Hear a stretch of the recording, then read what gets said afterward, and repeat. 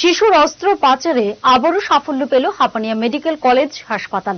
Hapania medical college ও B.R.. Ambedkar হাসপাতালের শিশু বিশেষজ্ঞ অনিরুদ্ধ বসাক পুনরায় 3 দিন বয়সী একটি শিশুর অস্ত্র পাচারে সাফল্য পেল। প্রসঙ্গত, সুভাষনগর ক্যাপিটাল কমপ্লেক্সের অভিজিৎ বসাকের শিশু পুত্র জন্মের পর থেকে শ্বাসকষ্টে ভুগছিল। পরবর্তীতে আইজিএম হাসপাতালের চিকিৎসকরা এক্স-রে করার পর মোটামুটি নিশ্চিত হয় শিশুটির ডাইন সাইডে হার্নিয়া হয়েছে, যা খুব কম সংখ্যক শিশুরই হয়ে থাকে। শিশুটির পেটের নাড়ি, ভুঁড়ি, লিভার সহ সব ডান দিকে ফুসফুসের জায়গায় চলে গিয়েছিল, ফলে শিশুটি শ্বাস নিতে পারছিল না। গত 5 সেপ্টেম্বর আইজিএম হাসপাতালে জন্মের পর বাচ্চাটি আইসিইউতে ছিল।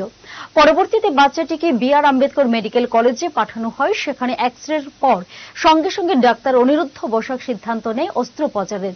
ডাক্তারবাবু টিম সহ বাচ্চাটিকে অস্ত্রোপচার করে এবং বর্তমানে বাচ্চাটি সুস্থ আছে বলে জানান তিনি।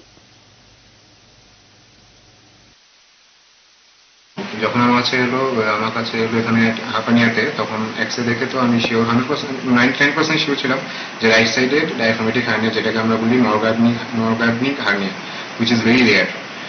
তো এটা একটা রেয়ার কেস, যেখানে রাইট সাইডে সব উঠে গেছিল। রাইট সাইডের ইন্টেস্টিনাল মানে অ্যাবডোমিনাল কন্টেন্ট, যেরকম লিভার, ইন্টেস্টাইন, সবকিছু ডান দিকে ফুসফুসে উঠে গেছিল এবং ডান দিকের যে লাংটা ছিল এটা খুব হাইপোপ্লাস্টিক, খুব ছোট ছিল। তো তার জন্য বাচ্চার শ্বাস নিতে কষ্ট হচ্ছিল, সাইনোটিক স্পেল হচ্ছিল।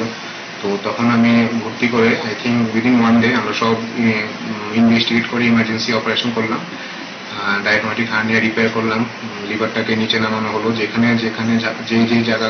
যে ভিসেরাগুলো যেখানে থাকা দরকার ওখানে রেখে আমরা ডায়াফ্রামের যে ইয়েটা ছিল, ডিফেক্টটা ছিল, ওটা আমরা রিপেয়ার করলাম। এখন বাচ্চা সুস্থ আছে, এখন মায়ের বুকে দুধই খাচ্ছে।